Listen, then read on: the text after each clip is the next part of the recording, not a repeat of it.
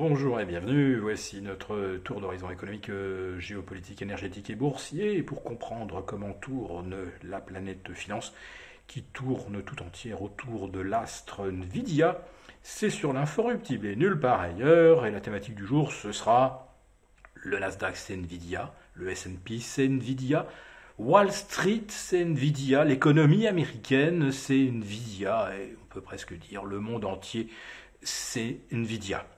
Alors hier soir, lors de la publication des trimestriels les plus brillants de l'histoire de cette entreprise, avec des chiffres dépassant toutes les attentes, publication qu'on peut qualifier de parfaite naturellement, eh bien le titre s'est envolé de 5-6%, mais ce n'était rien. À côté de ce que nous observons à la réouverture de Wall Street, puisque Nvidia s'envole de plus 9%.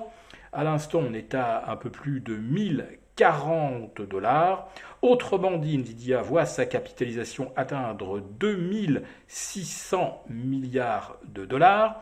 Autrement dit, ça fait plus 1350 milliards de dollars depuis le 1er janvier.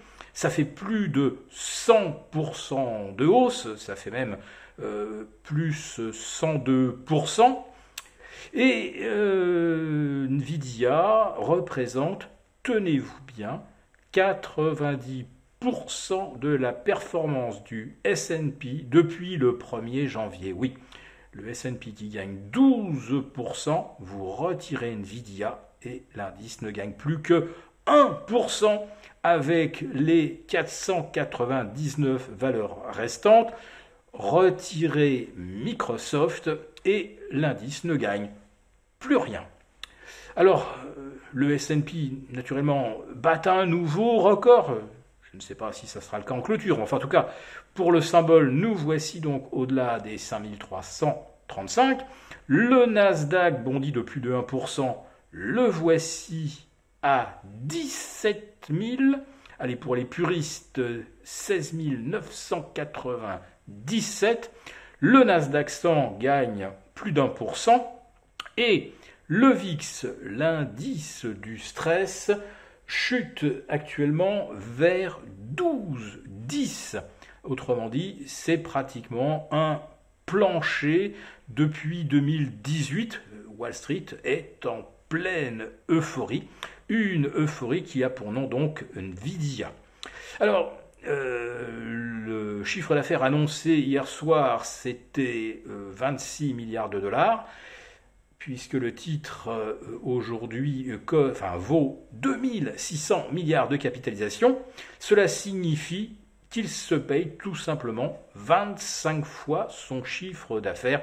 Aucune valeur à plus de 500 milliards de dollars ne s'est jamais payé plus de 12 ou 13 fois son chiffre d'affaires, et encore fallait-il que ce soit un Apple ou un Tesla. Donc là, on est à 25 fois. C'est absolument vertigineux, et personne aujourd'hui ne songerait évidemment à vendre une seule action Nvidia.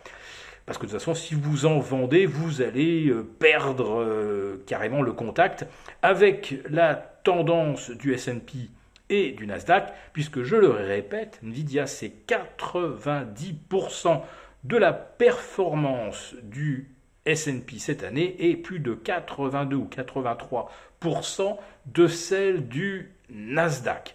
Donc Nvidia est devenu totalement incontournable et hors de Nvidia, il n'existe plus aucune réalité qui est prise sur la bourse. Et pourtant, les minutes de la Fed hier soir, publiées donc mercredi à 20h, révèlent des dissensions au sein du Conseil des gouverneurs.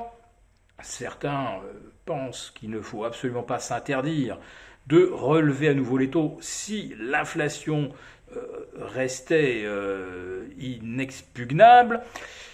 Et c'est en gros ce que reconnaît d'ailleurs le Conseil, en disant que les nouvelles venant des prix ne sont pas bonnes et qu'on ne voit pas de signal d'amélioration. Autrement dit, une première baisse de taux au mois de septembre, c'est tout sauf une certitude. Pour l'instant, c'est du 50-50.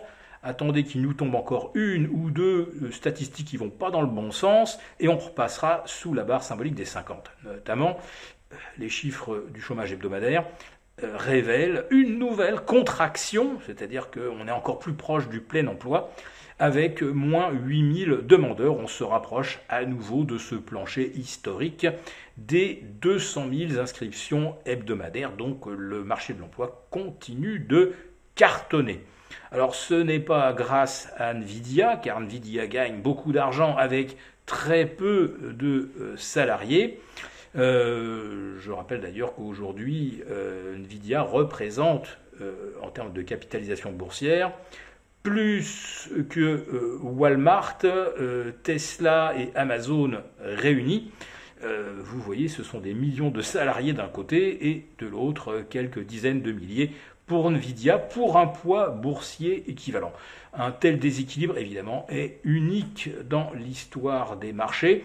Il n'y a qu'un seul exemple qui remonte à une vingtaine d'années, c'était lorsque Nokia représentait 60% de la capitalisation de la bourse d'Helsinki et plus de 50% du PIB de la Finlande.